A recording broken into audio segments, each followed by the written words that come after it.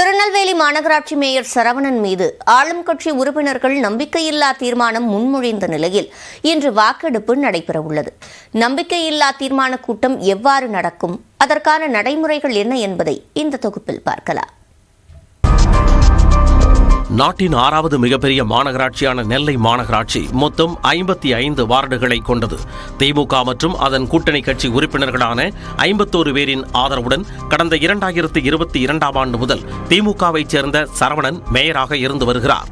ஆனால் ஆளும் கட்சி உறுப்பினர்களே அவர் மீது அதிருப்தி தெரிவித்து வந்த நிலையில் கடந்த மாதம் 38 உறுப்பினர்கள் நம்பிக்கையில்லா தீர்மானம் கோரி மனு அளித்தனர்.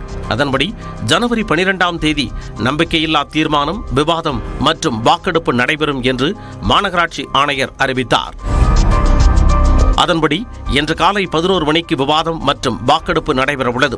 கூட்டத்திற்கு ஆணையரை தலைமை தாங்கி அனைத்து முடிவுகளையும் எடுப்பார். அவர் எடுக்கும் முடிவே இறுதியானது. ஆணையர் விருப்பம் இருப்பின் கூட்டம் தொடங்க கூடுதலாக அரை மணி நேரம் அவகாசம் அளிக்கப்படும். அறிவிக்கப்பட்ட நேரத்திற்குள் மட்டுமே உறுப்பினர்கள் அனுமதிக்கப்படுவார்கள். வழக்கமாக மாநகராட்சி கூட்டரங்கில் மேயர், துணை மேயர் மற்றும் ஆணையர் ஆகியோருக்கு மேடையில் இருக்கை ஒதுக்கப்படும்.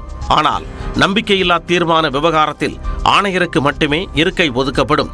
தீர்மானம் முன்மொழியப்படுவதற்கு முன்பு கவுன்சிலர்களுக்கு அருகே மேயர் மற்றும் துணை மேயருக்கு இருக்கைகள் ஒதுக்கப்படும்.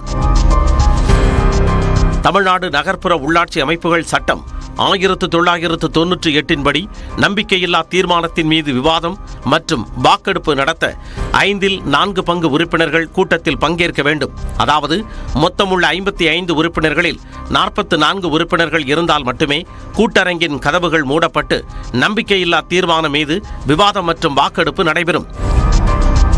தீர்மான பொருள் முன்வைக்கப்பட்ட பின்னர் அதிகபட்சம் 2 மணி நேரத்திற்குள் விவாதம் நடத்தி முடிக்கப்பட வேண்டும்.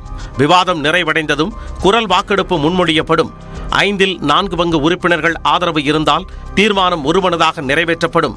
நம்பிக்கையில்லா தீர்மான கூட்ட நிகழ்வுகள் அனைத்தும் மினிட் புத்தகத்தில் பதிவு செய்யப்படும். பெரும்பாலான கவுன்சிலர்கள் மறைமுக வாக்கெடுப்பு கோரினால் ஆணையரின் முடிவுக்கு உட்பட்டு வாக்கெடுப்பு நடைமுறை மாற்றி அமைக்கப்படும். தீர்மானம் ஒருமனதாக நிறைவேறும் பட்சத்தில் மினிட் புத்தகத்துடன் கூடிய அறிக்கை அரசிடம் சமர்ப்பிக்கப்பட்டு அடுத்த கட்ட அறிவிப்பு வெளியாகும். 4 பங்கு உறுப்பினர்களுக்கு குறைவாக பங்கேற்றால் தீர்மானம் முன்மொழியப்படாமல் தோல்வி அடைந்ததாக அறிவிக்கப்பட்டு மினிட் புத்தகத்துடன் அரசுக்கு அறிக்கை சமர்ப்பிக்கப்படும்.